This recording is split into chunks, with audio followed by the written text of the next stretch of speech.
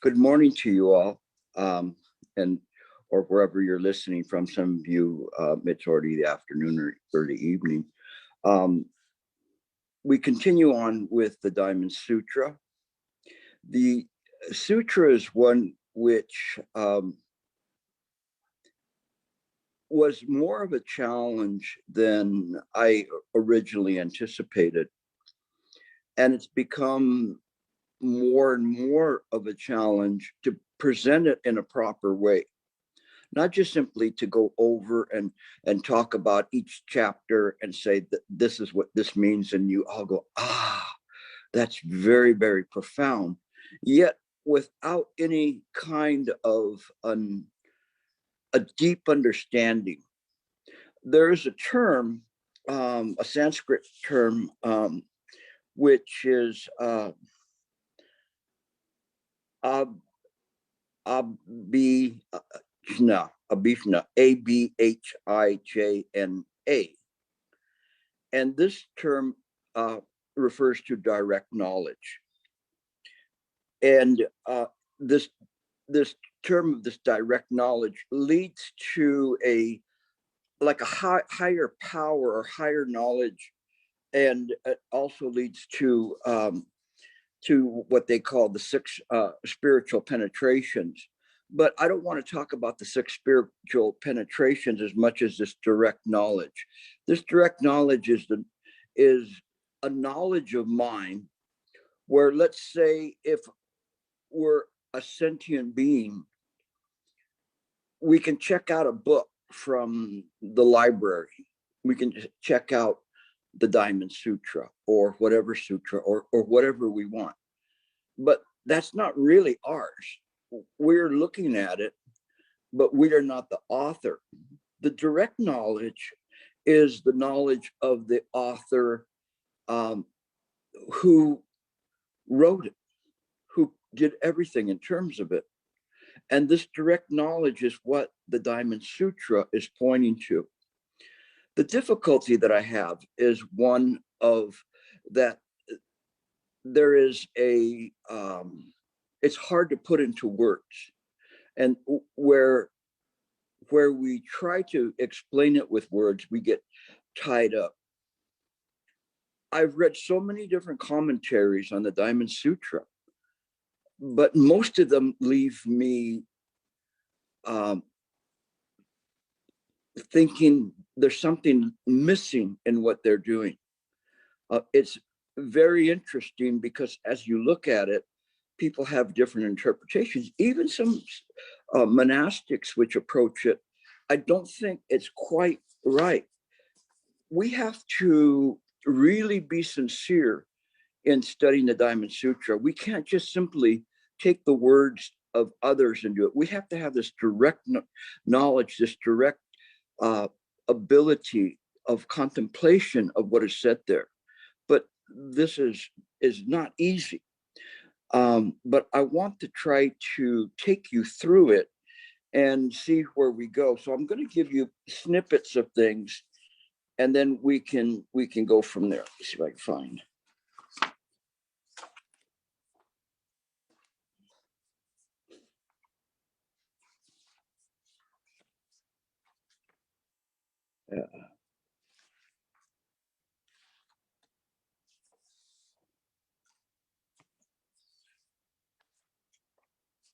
Sorry for it.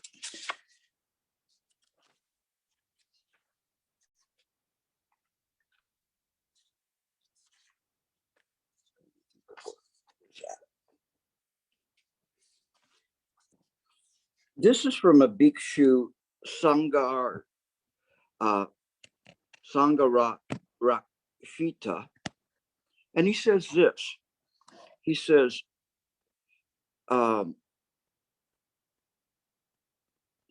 and the commentary before that from the author that's quoting him says, the translators, and I would say anybody who's trying to interpret it, not just translators, but people who are trying to understand or interpret the meaning of this, seem to delight in the idea that the Diamond Cutter Sutra makes no sense.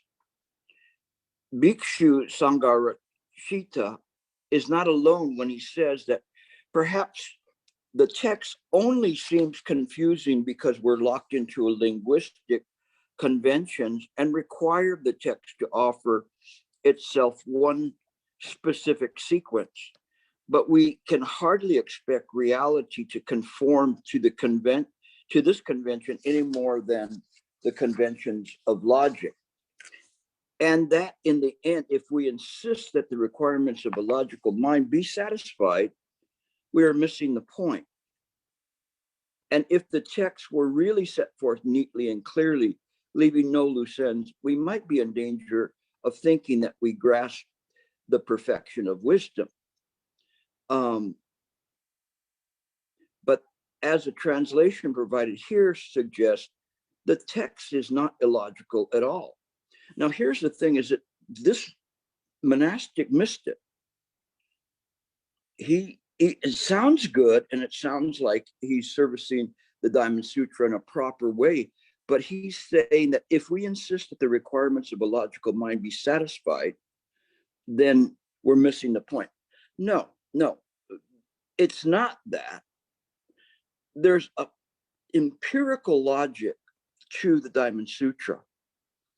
It doesn't readily give up its treasure. The reason is because in the Diamond Sutra is not prepared from the point of view of that's easily understandable by sentient beings. The higher levels of teachings, for instance, as an example of some of the Tathagata Garbha Sutras, they were presented to Maitreya Milapo into Sita heaven because humans could not understand it, and then it was brought down, and he was in charge of trying to explain it to humans. And it's an incredible thing, but if you read the Tathagata Garbha Sutras, they can be as perplexing as a Diamond Sutra, but they do give up their treasure if one is patient. And one uses the logic of mind, not the logic of a sentient being. And a sentient being, the sentient being is limited to whatever they see around them. They're limited to the words on the page. They're limited to their very narrow environment of existence, very narrow environment of time and space, where the Diamond Sutra is the author of that, of time and space. And it's looking at this and say, these words on the page, they come from mind. This paper comes from mind. This sound comes from mind. We don't have to get rid of it. Now, this is a part of the Diamond Sutra that is difficult to fathom and is erroneous, many times very, very erroneous. When we try to study the Diamond Sutra, sometimes it doesn't make sense to us. Let me explain 3 passages, and if you've read the Diamond Sutra before, you will understand that that these passages are in there, and several others, but these are just examples of it. Professor Puto. Did somebody say something? Okay, we continue. One passage. As far as all dharmas are concerned, Subhuti, all of them are dharmaless. And that is why they are called all dharmas. So as far as all dharmas are concerned, Subhuti, all of them are dharmaless, and that's why they're called dharma. We get to another. Of course you understand that, right?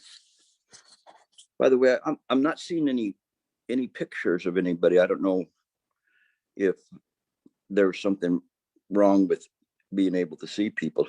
I can see myself, but nobody else. I don't know if there's an issue about that. Another one, those so-called streams of thought, Subhuti, have been preached by the Tathagata as streamless.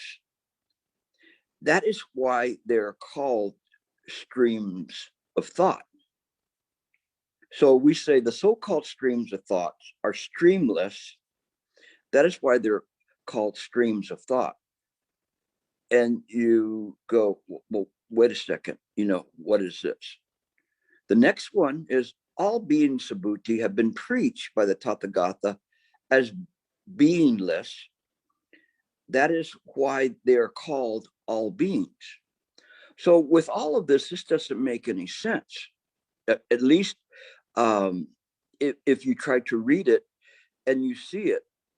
And scholars come up and they say, this is the study of this negativa or negation. And so the Buddha's negating everything.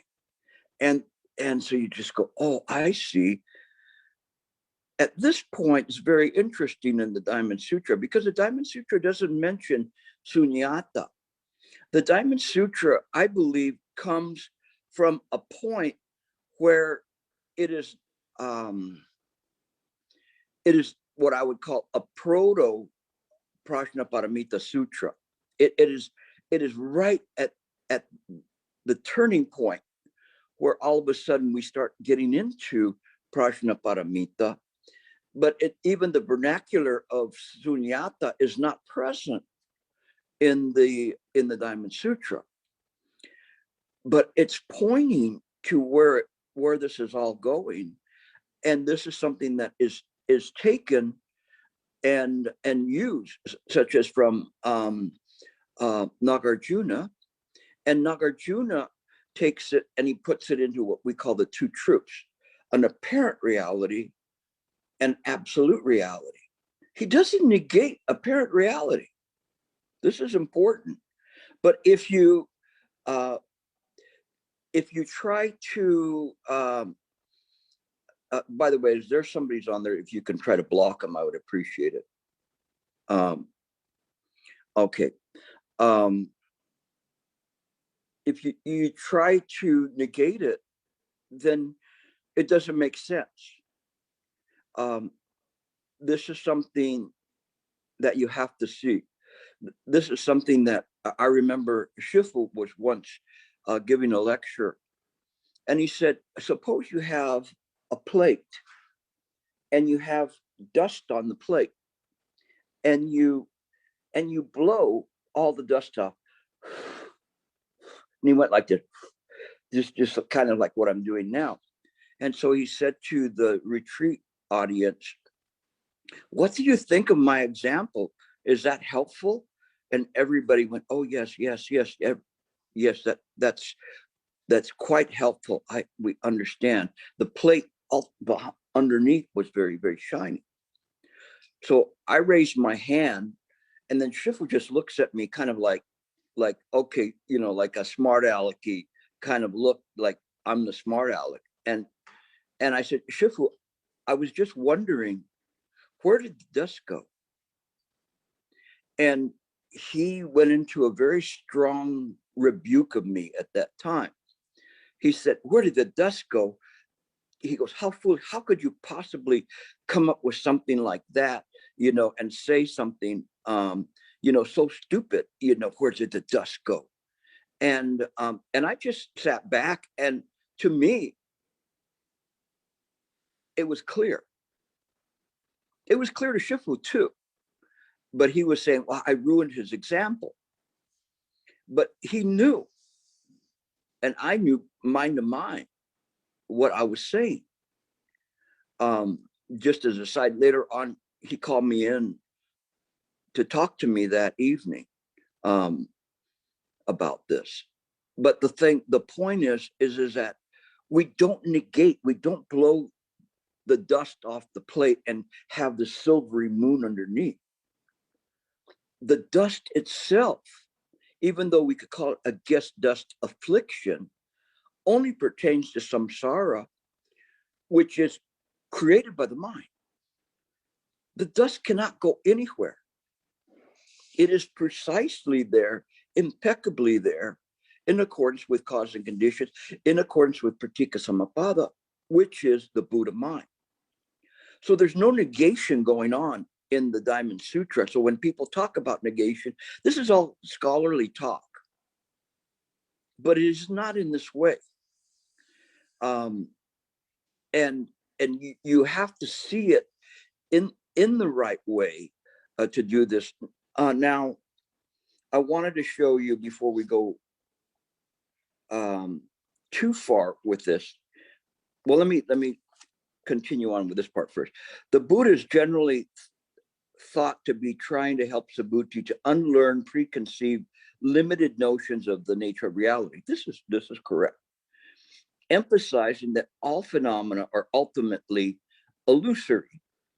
He teaches that true enlightenment cannot be grasped until one sets aside attachment to them in any form. There's no grasping. There's not even any touching. This part is not correct. And you see, when you read the commentary, sometimes you have to read several, and you have to do your own contemplation. This is what the Diamond Sutra is about. No matter what I say is not going to get you there. You have to contemplate it. You have to try to see it. But what I want to do is remove erroneous assumptions. Because if you begin to use the Diamond Sutra and have erroneous assumptions, then it will not work for you. Okay. So we continue. Where it says true enlightenment cannot be grasped, it should say that the true perception comes from the Buddha mind, not from samsara. Because when you're saying true enlightenment cannot be grasped, there's no true enlightenment. There is an awakening that it is already there. That awakening is just there. And it's just this mind that you're using right now that you can see in terms of this way. So hopefully that will help you in terms of kind of orienting yourself in terms of this. Now, it's really important to begin, before we even get into the sutra, to understand what the sutra's purpose is. It's a much higher level sutra that is actually trying to say, not by way so much as negation, but inclusion. So the dust on the plate, it too is mind. And so when we have that, then we see that very clearly what has happened. Let me see. And I'll go to, and this is very interesting. And I'm kind of like backing into the sutra just simply because if I just start talking about the sutra, it's not going to help you. But if I tell you what's happening here, so you can understand what it means when we say that all beings, Subhuti, have been preached by the Tathagata as beingless, that is why they are all beings. And these kinds of thoughts, or when we talk about the so-called streams of thoughts, are streamless. Very interesting, because it's saying streams of thoughts, an A and B, stream and thought, and then it's saying are streamless, but it doesn't get rid of thought. It just gets rid of the link between stream and thought. So it doesn't do that, but it says that's why we call it stream of thought, because in samsara, that's the way it appears. So this is the apparent reality of mind, but not necessarily something that the absolute reality excludes. It's inclusive of that apparent reality. So there is a very well-known Stanford scholar and Professor Harrison, Paul Harrison. And so he rewrote the Diamond Sutra, or he changed some of the wording of the Diamond Sutra, because in these kinds of things where they're saying is not, it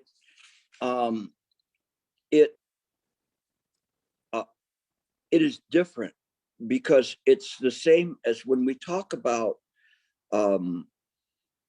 self, Atman in Sanskrit, or Anatman in Sanskrit. It doesn't mean, and this is very important for you to remember, no self. It means not self. It is not self, but it doesn't take away that not self, and that idea of self is separate from mind. It just sees it clearly as pratika samappada, the causes and conditions, the manifestation. But it says, but the Buddha was saying, don't look to self to try to define mind, or to find an inner pearl of mind that's there in self. There is the pearl, but the pearl is different. This pearl is one of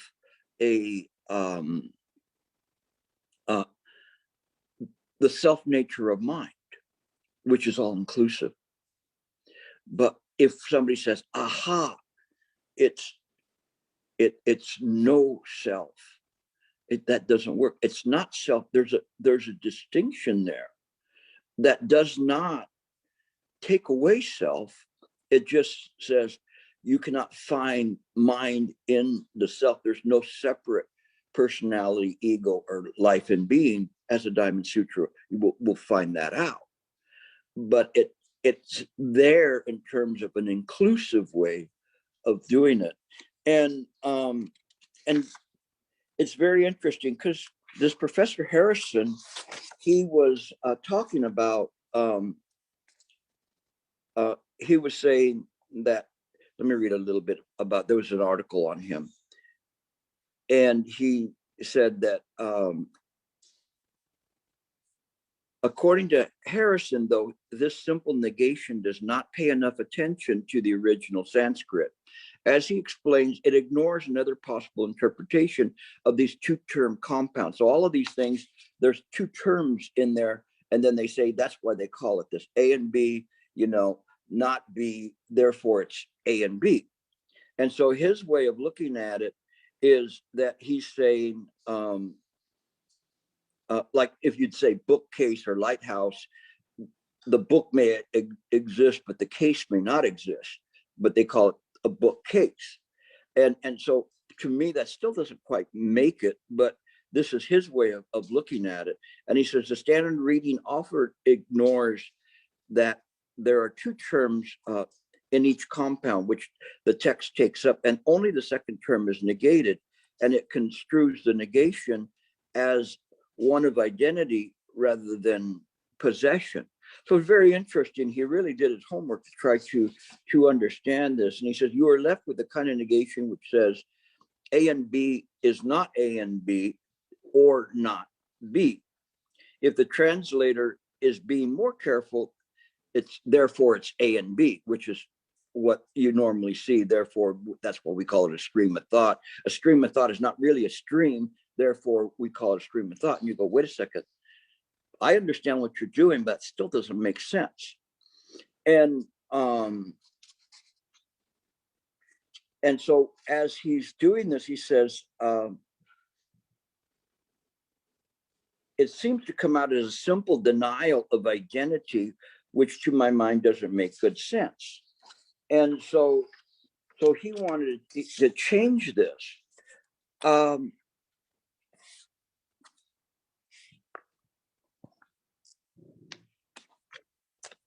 Now I'm kind of jumping off the grid for a moment. And and bear with me with this because it will pay off. But I know some of you, this is going to be a little bit difficult.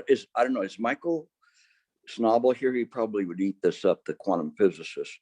So I hope he's in attendance. So what they're saying is A and B. Just think a stream of thought, and A being the stream and B being the thought. And so they're saying that if A doesn't exist, then there's B. That's why they call it A, B, like this. If A and B, stream of thought, and if the stream, I should say A here, the stream doesn't exist, that's why they call it. And so they're referring to it as stream of thought. And so you're saying the A is not real.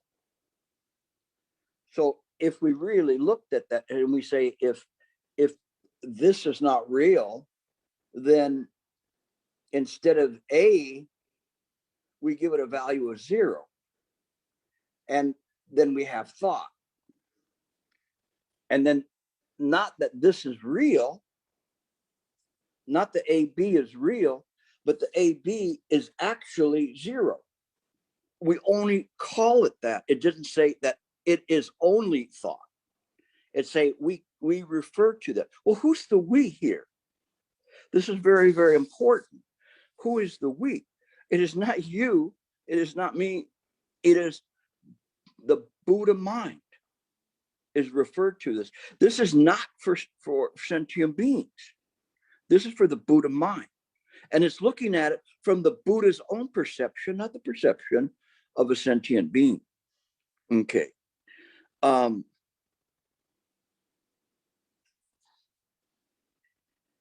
So if we look at this in this way, and hopefully this will make sense, I have to explain that I was going over this and I was talking to one of my friends, Li She, and I was explaining this to her, kind of bouncing things off, and she was going, I don't know about what that professor is doing, because I was looking at it, and she actually drove me to want to look deeper and deeper. She didn't have the answer, but she knew what the Stanford professor was saying was not correct. So it's been kind of pedaling through my mind for about 4 days. And it doesn't let me go. And then last night, I went to school, and this was revealed to me. And I hope it works. I don't know if it will or not, but this is what came out. And because it was something that I just didn't feel comfortable about. I didn't feel comfortable about presenting the Diamond Sutra without really having an understanding of it on a deeper plane, from the point of the Buddha mind rather than the samsaric mind. And I was presented a realization in terms of this. But if we look at this and we start from a basic principle that A is equal to 0. Now here, this 0 is not the 0 of between negative numbers and positive numbers. This 0, I will write it this way.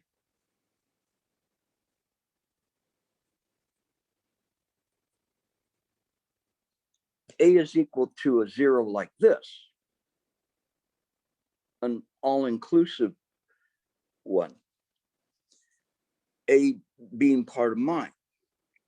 So and B is the same way. So we could say A and B is the same way. So even if we negate A and we have B, we know B has a value of 0. So B times 0 is 0. The same thing all the way through, we can say that the past, and if we have the past, so I'll make it an A with a minus sign in front, that too is equal to 0. Although we could say it's past, it's never past, it's just mind. We can access it, but it doesn't have an independent reality. It is just this. The same thing, let's say, if we talk about the future is not here. So I give it a value of A plus, meaning that it's going to be something. A minus is something that's past. The future is just this as well. It's all inclusive. That's not a negation. It's inclusive. And so when we look at that, then we see anything that is in this way. Where did the dust go? It's in mind. It's always been in mind. The dust is now in the past in mind. To the audience that I will speak to about this in 5 years from now, it is still in mind. Hasn't yet come to the present moment. But this present moment that we have is a pinpoint of time where this is the past and this is the future. And there's just this point of time. It's non-existent. It's non-existent, but not negated. This is what's very, very important.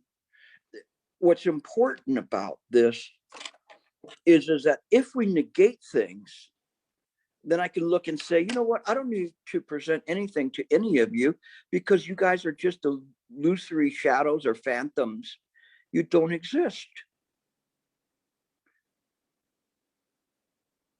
But it isn't in this way. The Diamond Sutra is presenting something that is very, very valuable. How valuable is it?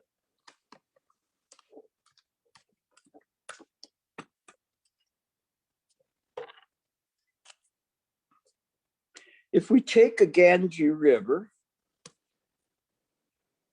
stands for Ganges River, and each of the grains of sand in those Ganges rivers are Ganges rivers. So it's almost like times infinity.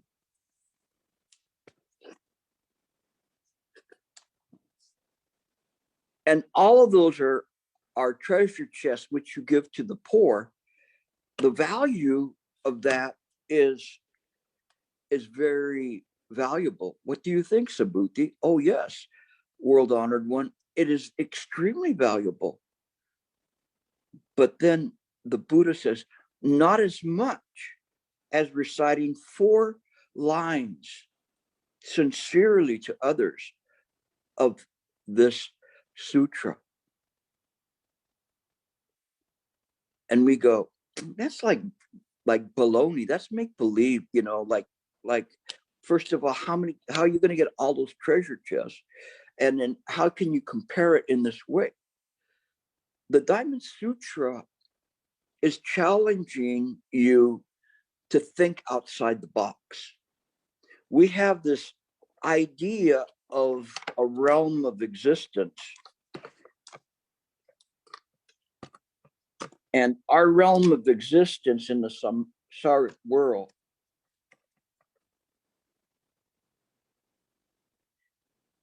we believe is like this. And everything in there is things that we do, coming and going and whatever. All the rules of logic, all the rules of nature are all in there. All the rules of time and space are all in there. But there may become a time when you may realize that the entire universe entire universe, we're not talking about Earth, we're talking about the entire universe, is infinitely smaller than this dot right there.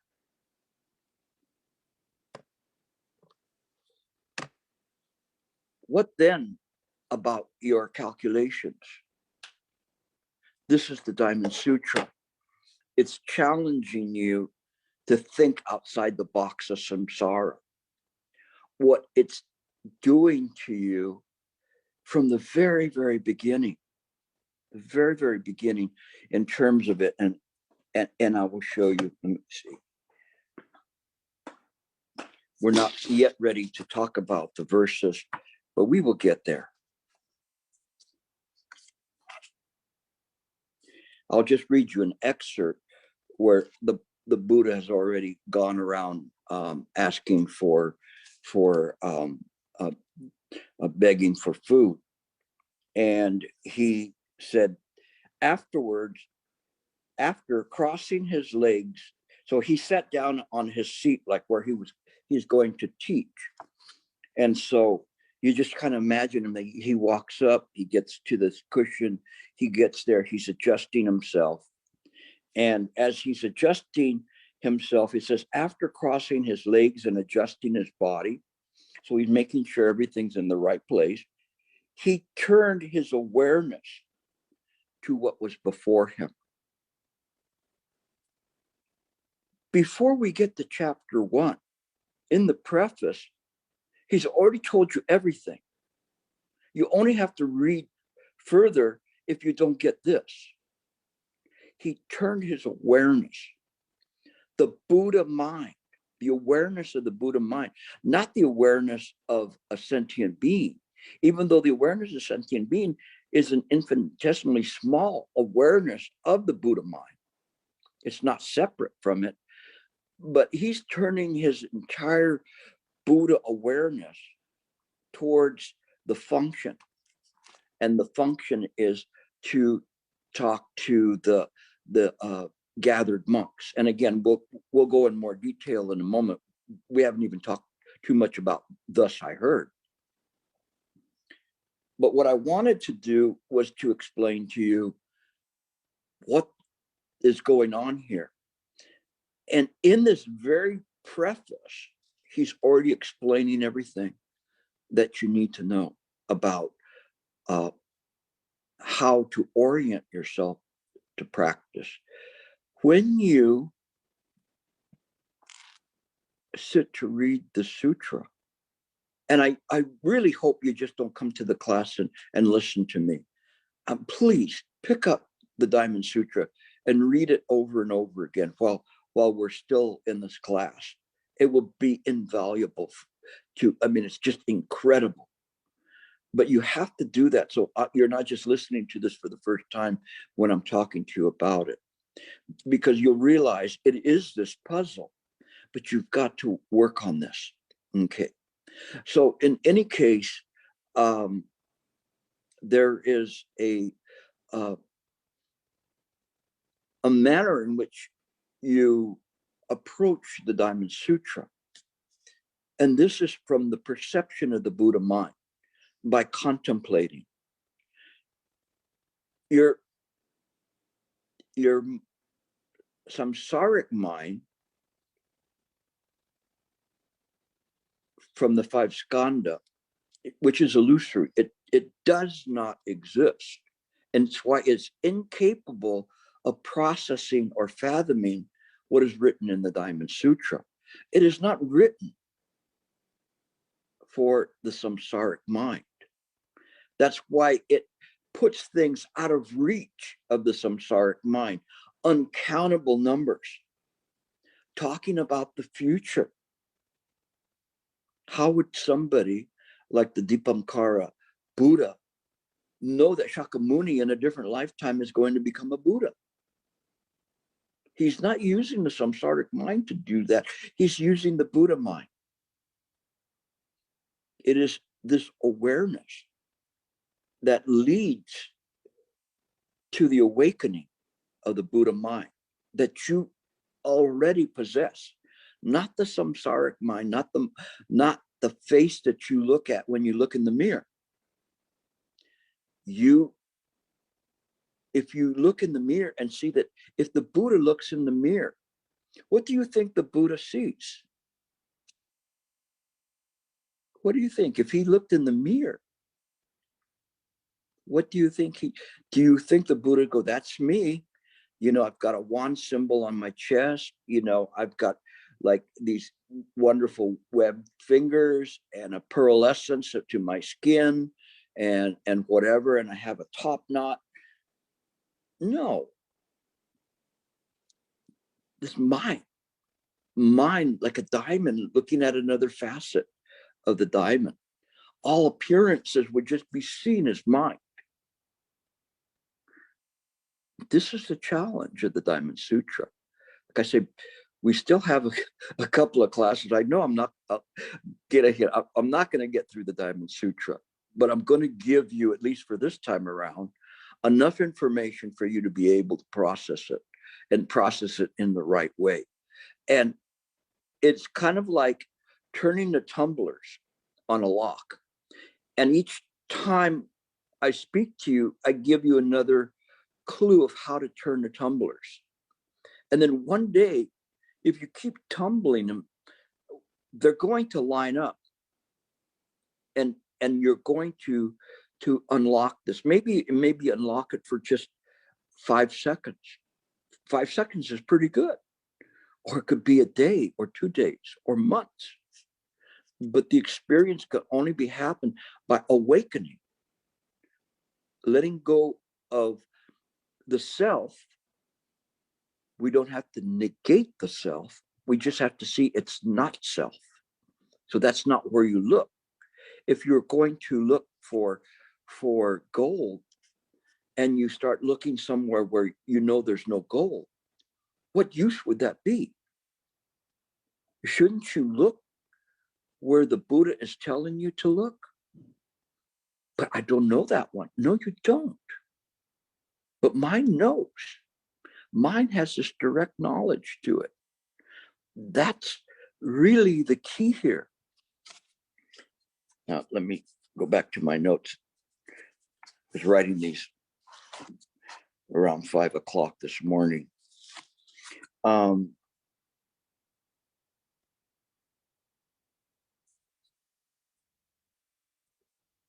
Manjushri, known for his wisdom, he had indicated in the sutra where Manjushri abides that there's no particular place that he abides. He just simply abides in mind.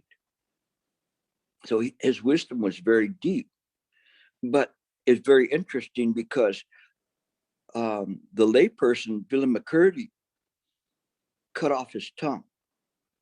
And the reason I say that is because Manjushri was asked, after several bodhisattvas were asked what the essence of the Buddha mind was, and he said it's beyond words and phrases. So then they asked Vilamakruti, what is the essence of the Buddha mind?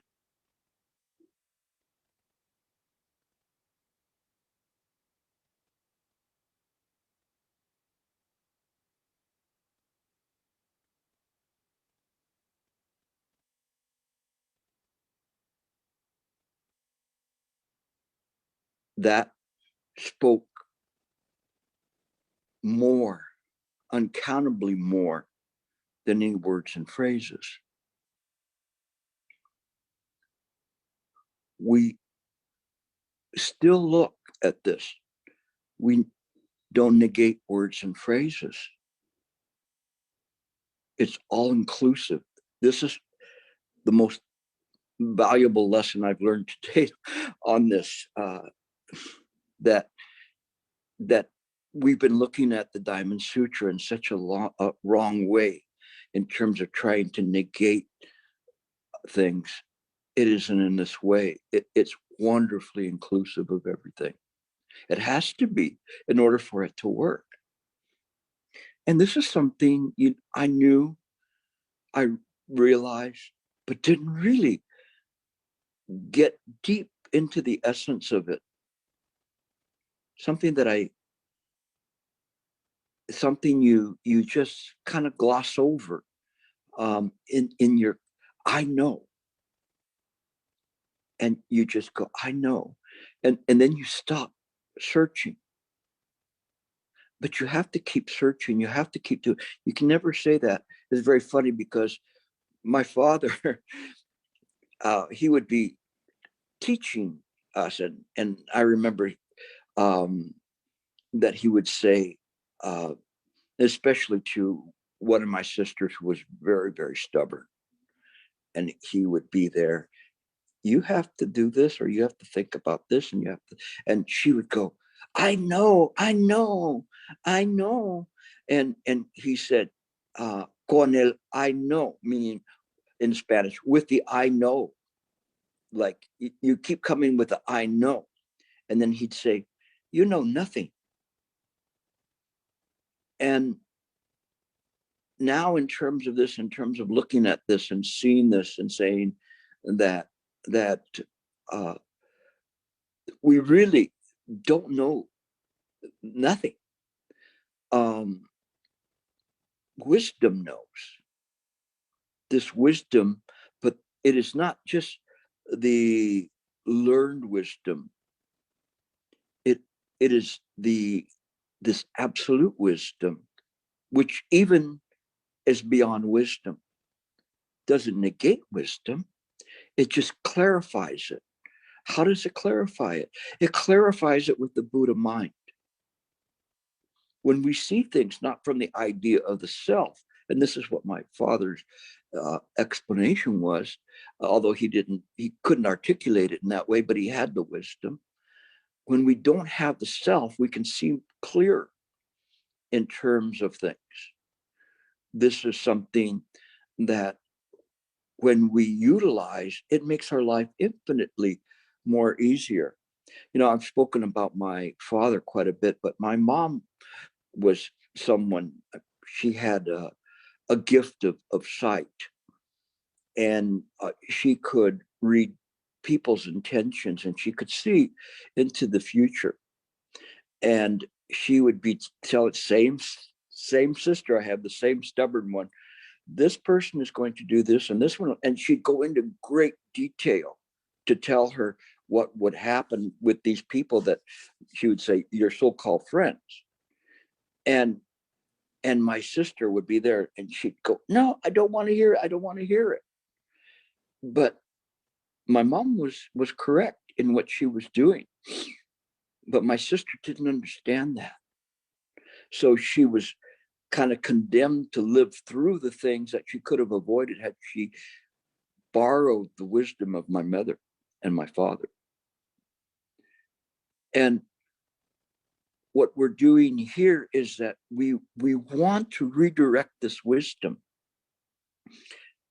What the ancients said, to turn the mind's eye inward, is actually, we could consider it a misnomer, because it's turning it outward so that when we see things,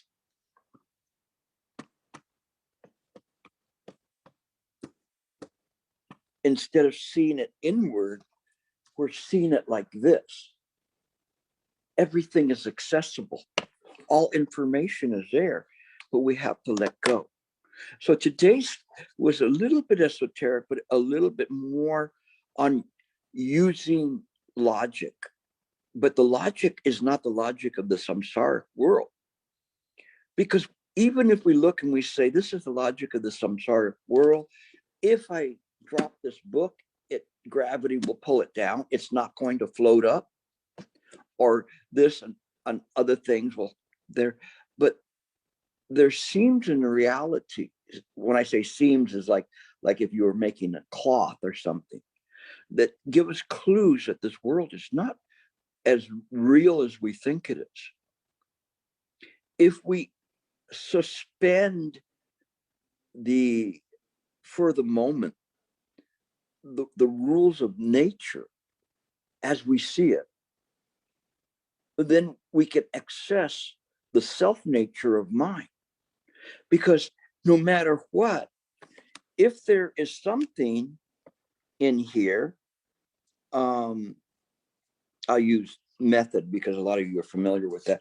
If there's something in mind like this, first of all, it has to be projected on something, and it's transitory, it goes away, and then it's replaced by something else, maybe a interest in money or concern, or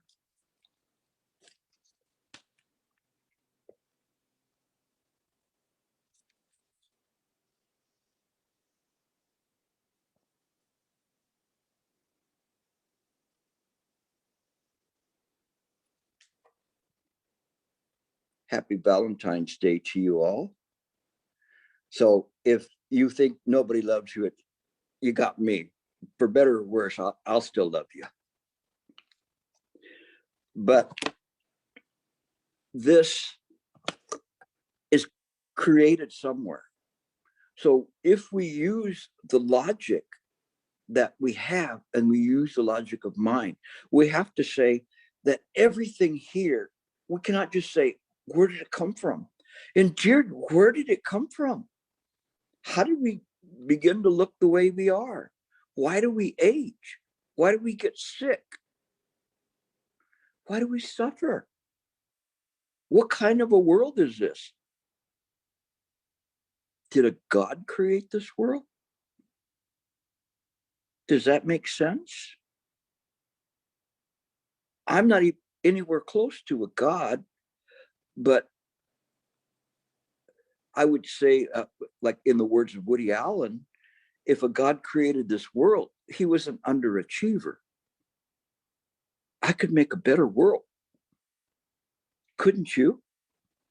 Like if you were there and you started to change things around, you would change them right away.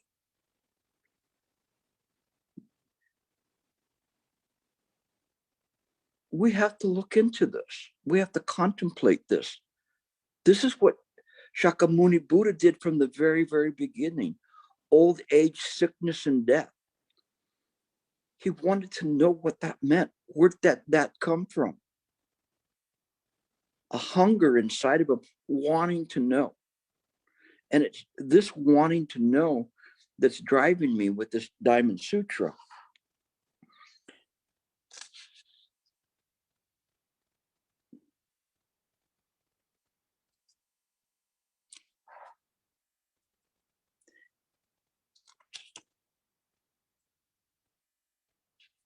So let me read something that I wrote, and then it'll help me figure out what I wrote, because this is coming out of a dream.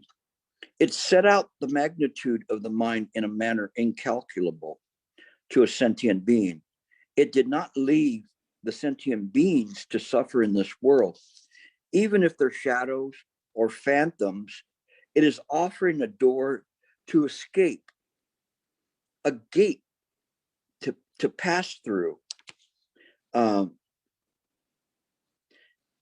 to be absorbed. It is this process that is incalculable value, beyond any manifestation of alms. So we talked about the treasure chest, and this is much more valuable than that, which after all are mind manifestations, the coin of the realm. When I talk about the coin of the realm, what I mean is that we should not trade in something that's not real. We should use the coin of the realm, which is mind, and apply mind moment to moment to moment. In that present moment, apply mind to it, not the self. Don't get sucked into the illusory self and the obstructions that are in the illusory self. Apply mind every moment. This is Anuttara Samyak Sambodhi. But the Anuttara Samyak Sambodhi, its ultimate goal is to relieve the suffering of the illusory sentient beings. And even though we see them as illusory sentient beings, it still matters to mind. This is the message of the Diamond Sutra, but it's telling you, even if you give all of this money to these people, it doesn't guarantee them not to suffer.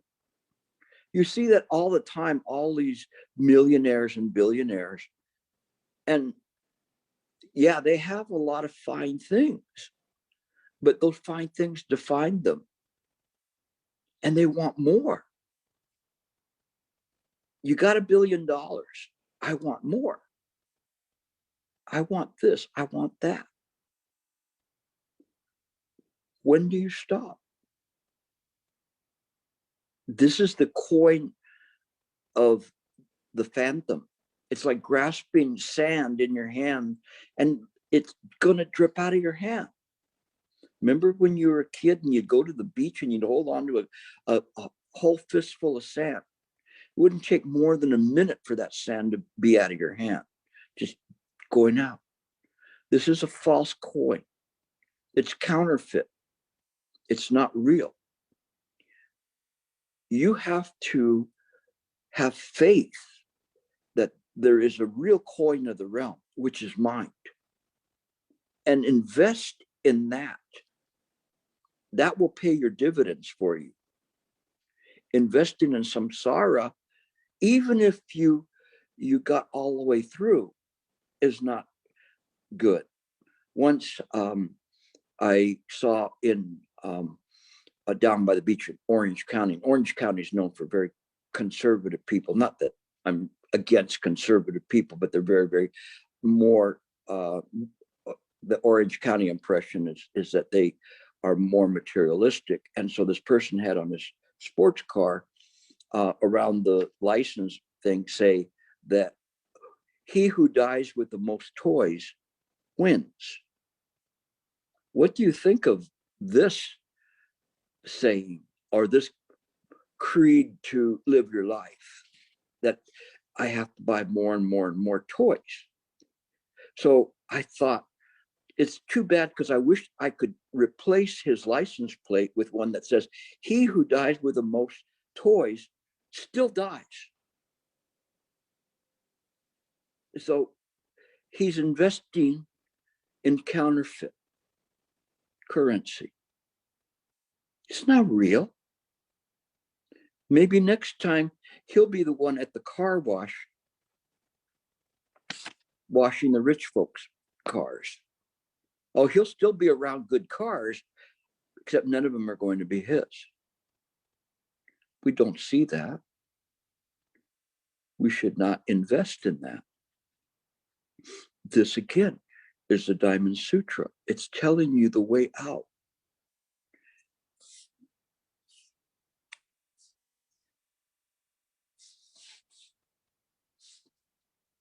It is this process that is incalculable value beyond any manifestation. Oh, excuse me, I read that part. Mind is like appearances, is fortunes and misfortunes. In the end is the beginning, like a groundhog life. Again, it's like if you invest in life, you know, it's instead of Groundhog Day, it's Groundhog Life. You just keep coming back until you learn it. And the only difference is it's not the same life. It's the life of accumulated karma that you have. It could be good or it could be bad. But it all depends on what you're doing in the life, whether you've learned something or you've not learned something in this life. The Diamond Sutra is a gift from the Buddha, a way out of mind's wandering, a manner to awaken. Emptiness later came to represent, in one word, this principle, but the focus was on negation, not something, but if all references to any concept or convention is negated, then all is mine.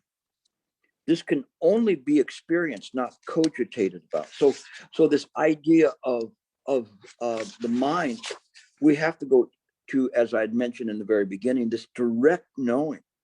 And this is what the Diamond Sutra is presenting to you, is an invitation of contemplating the direct knowing. We can process the Diamond Sutra like examining a diamond, turning the facets and peering in.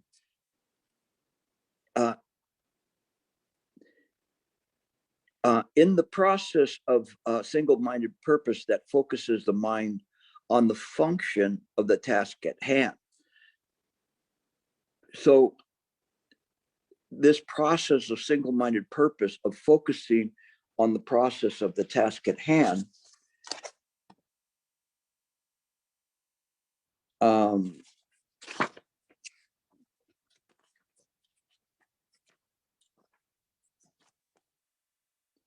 he turned his awareness to what was before him. So the Buddha is there. He went through begging his alms, everything, and he understood where he had to be. And he wasn't keeping the people waiting. He wasn't doing anything. He did everything purposely and timed it, and boom, he's there. So before this class, I was studying and putting things together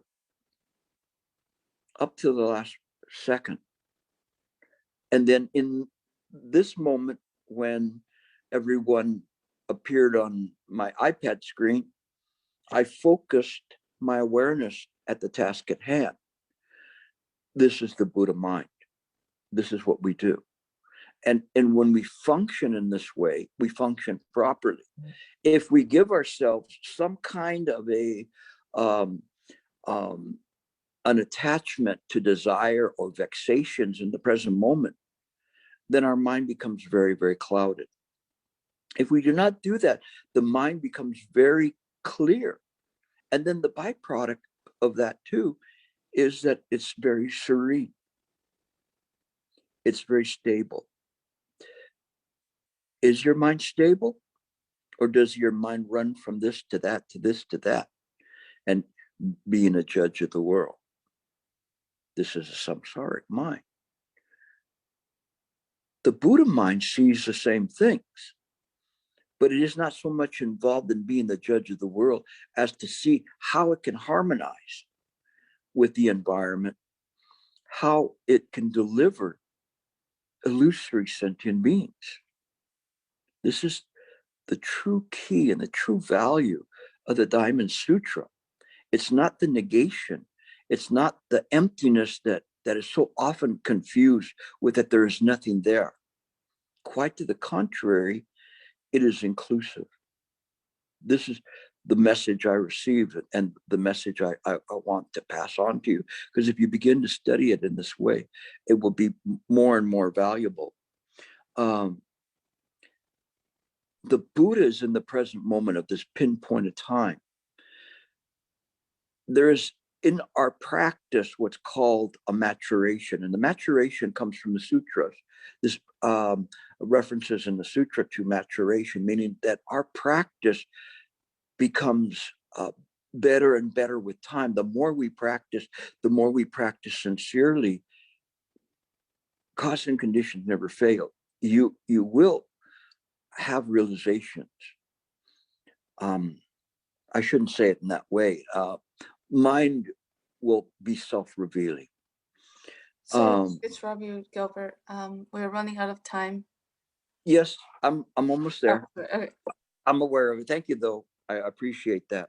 This is where I was going to end. You see, I'm finished. Okay, so next week we'll see what's going on in the sutra, but I needed to do this by background, so we'll go ahead and open it up for questions. Thank you. Yeah, thank you. Sorry, we experienced a couple cyber attacks today. So today, please raise your hand first, and we will unmute you. Thank you. So Kitty.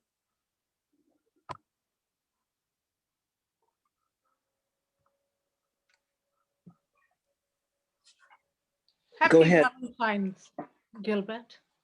Go ahead. What? I said happy Valentine, Gilbert. Okay.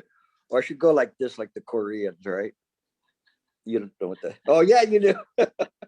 Good. And happy Valentine to everyone else, too. Regarding the logic, I was thinking of tetralema. the four, I've come across this logic before and I've never understood it. But I feel like I've kind of not grasped it, but I've kind of had an insight into it in the way that you've explained it.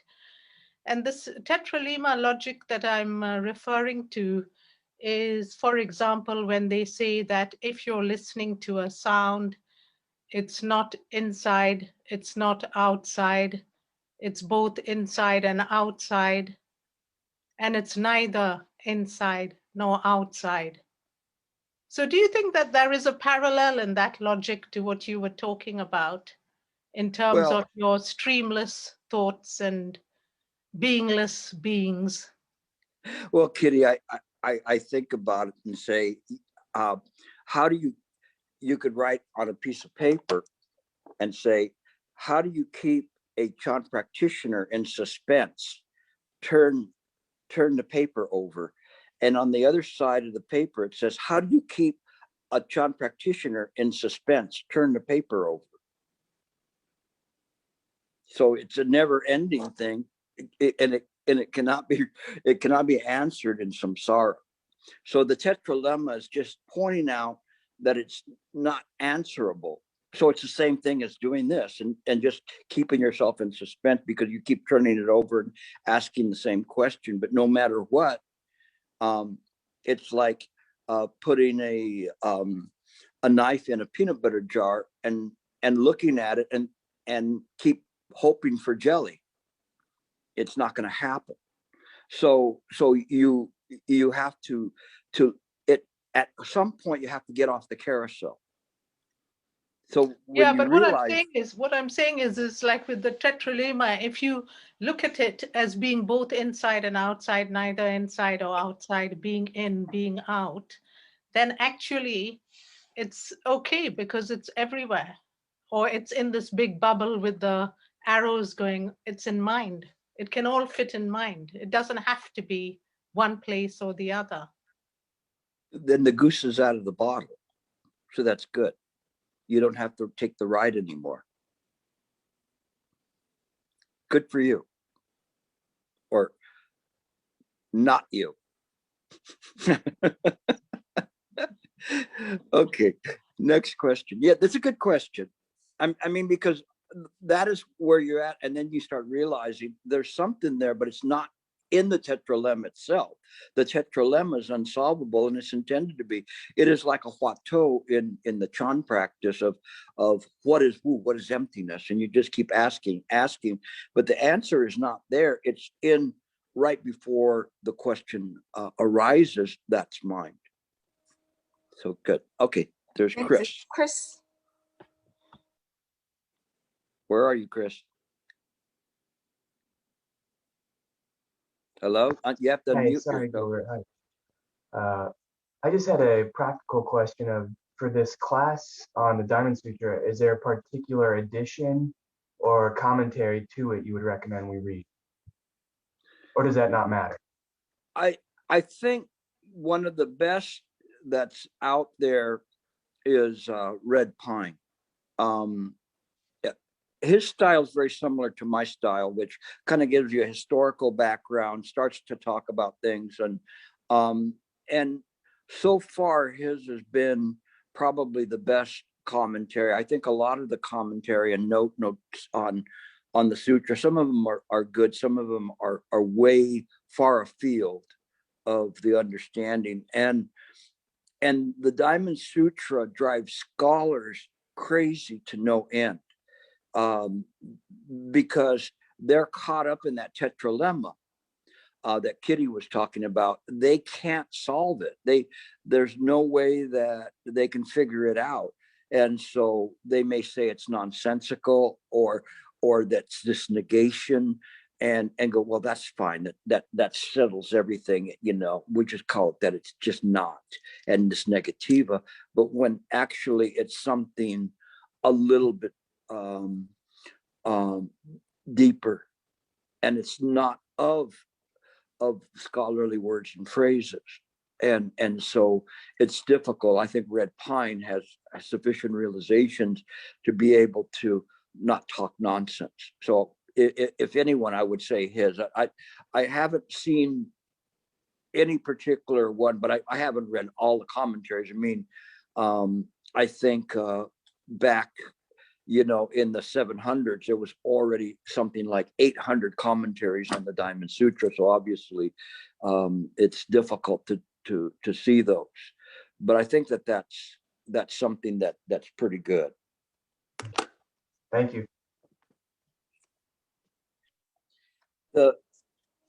Let me just say one thing, and then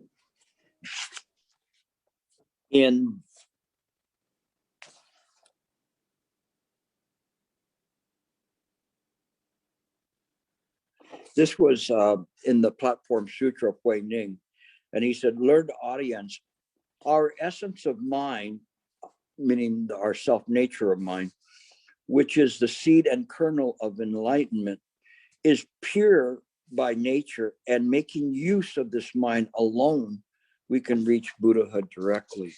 And when we see this, we understand this very mind that we use is the Buddha mind. We just have to use it in the right way. If I'm to write with this pen, I would not write on it with this side. Nothing would work. I have to turn it around and use it in the right way. So you turn the mind's eye in the right direction, it will work. Okay, Mark, is it you next? Yes, thank you, Gilbert.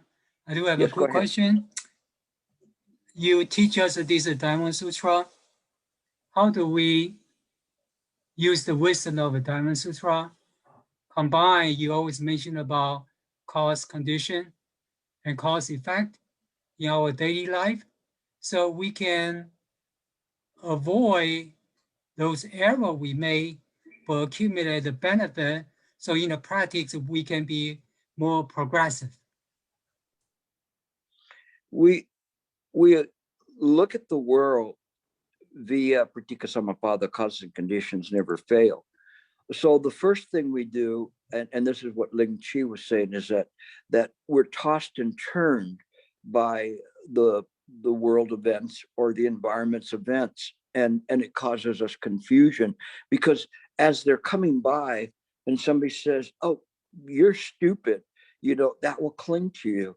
And so it will guide you, because as you're doing that, you start thinking about, I want to get even with this person who called me stupid. And so you're spun around, you're off your task. Now you have a new task, which is to get even with the person that called you stupid, or to prove to them that you're not stupid.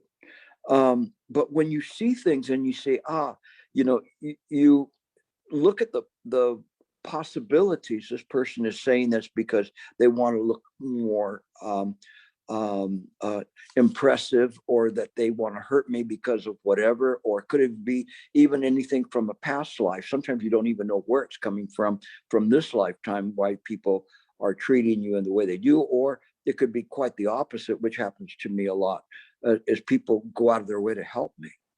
And so, you know, this is from your practice and your past practice that people want to assist you, you know, but you don't think, oh, I'm so important because these people are helping me. You just stay with the function of whatever you're doing, and be on this single-minded purpose on this pinpoint of time, and you practice in this way. And so this is very, very important in terms of what you do. Okay. All right. Next question. Robert's raised his hand. Do we have a? Yeah, Robert, I think I asked to unmute. Robert, yeah, go ahead. Oh, hi, Gilbert. Yes, go Happy ahead. Valentine. Thank you. Just now you were holding up a pen, a big fat pen. Now, I was just realized, like the tip of your pen, when you draw on your whiteboard, assuming if the pin is your mind, and as you draw, there's a black line. And why is our mind always clinging on the past on the line, it's like we are drawing in the mind. The mind is almost like it's always recording. It's always looking back as the last thought or image or sound or things I heard that I like, I don't like, I hate, I crave, I want to grasp onto it, I don't want to let go of it. It's always our mind, it's always living in the past. Why does that happen? What happened to the tip that is keep on drawing through our eyes, our ears? We're seeing all this. What happened? Why do we always cling on to the past? I mean, when you were holding that pen, it's like this thing just say, wait a minute, why am I always clinging? As if this is the tip of your mind that you would say, we want to be in the tip, but why am I always falling off the tip and looking backward? Ananda, that's not your mind. Who? That's not your mind. Ananda. The Buddha said that in the Shurangama Sutra. If you could replay what you said to me right now, it's all full of your sorrow for what I call the Mexican sorrowful music. I, cantas no llores. It's like, I suffer, sing, don't cry. But there's too much I there. Now, imagine that you go to the present moment and we just kind of erase Robert. Now, we replace Robert with mine. And in that moment, phew, what happened? What happened? Well, who are you? I don't know. But I've got this body. And this ID card says I'm Robert. So I can move around with this body. I can see things. I can do things. I can taste things. Some things taste bitter. Some things taste sweet. Smell things. All sorts of things. But I don't have to be the judge of the world. I don't have to cling to anything. I can just slice through life as smooth as butter. I don't have to carry this dead carcass around with me. I'm free, liberated, simply practicing and harmonizing in accord with the mental state that's appearing at that point in the environment. Not bad. Who said anything about dragging ink along a surface? Just this moment, just this. Robert, he's some tired old dead carcass somewhere, some dead idea of something, some karmic force that the ocean just rolled up on the shore. But this is a new mind. How old is it? How old is Robert? As old as the Buddha. How old is the Buddha? As old as Robert. Not bad. This is the way that you should accord your practice in the present moment. Okay? Next one.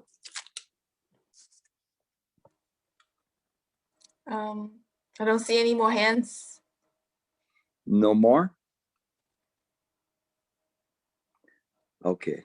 Well, Luke mentioned. I'm sorry? Luke has. Luke? Is there a hand up?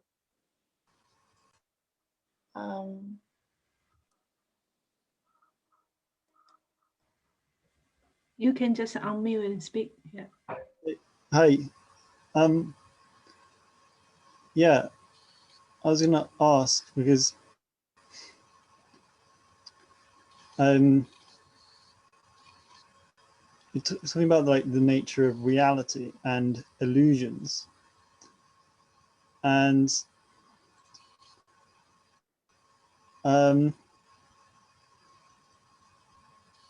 it's very kind of, I was wondering what you'd say about how illusions fit into the nature of reality. Because if I have like an illusion that I have a body, but then I noticed the illusion, but the illusion was still there before I noticed it. But then it was an illusion, so that's not reality. But then there's something about that was still there. If you get what I mean. So, or would you say that that's just illusion is not reality? So, or what? Any comments on that? It all belongs to mind.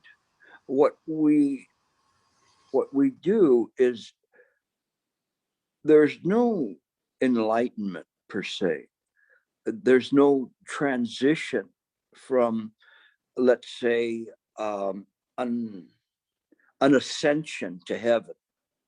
So you always see in the Christian doctrine, somebody ascended into heaven, especially Catholics.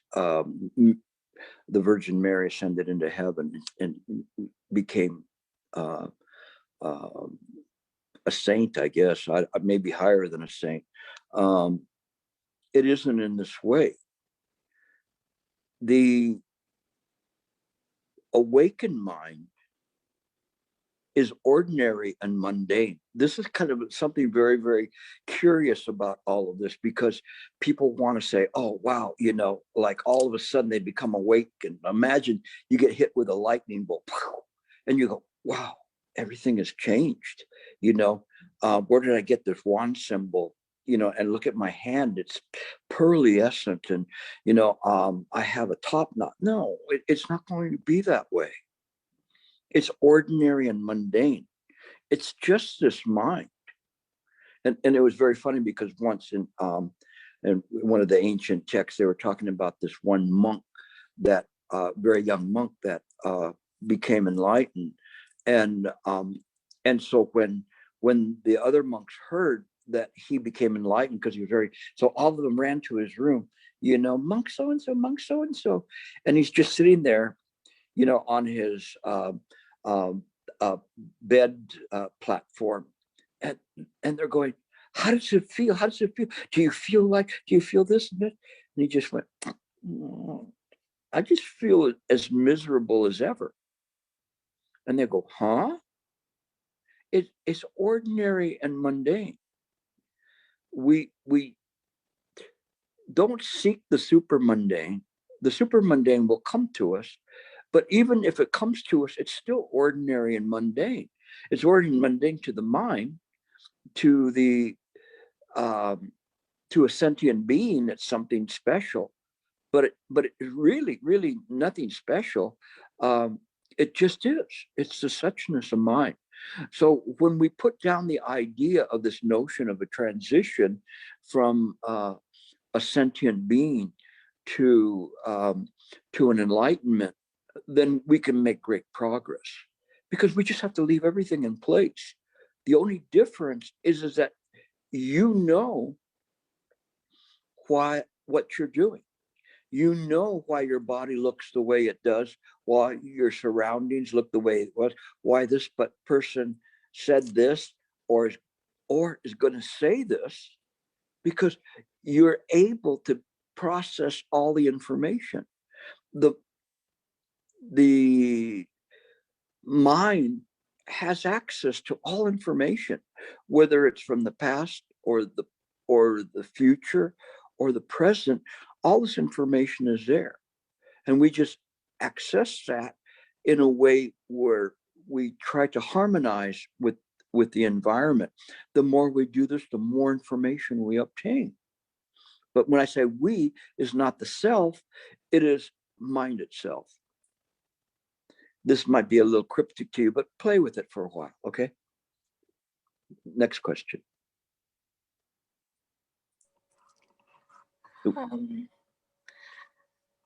Maybe one more question. Okay, good. I have to make a deal with you guys so I can get one last question in. Go ahead, Sue. Got to be a good one now. Well, happy Valentine's Day to all. I just have a request, not really a question, but I'd like to thank you for this very wonderful lectures. I feel a lot of your passions and what you try to teach.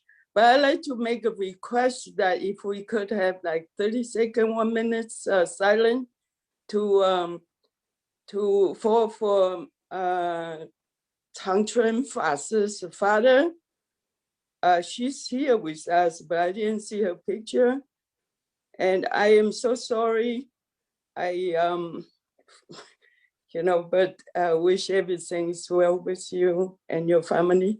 So Gilbert, can you please lead us for the silent for her father?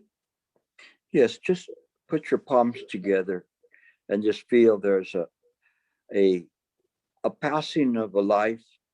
Even though we say this is a illusory sentient being, it still counts.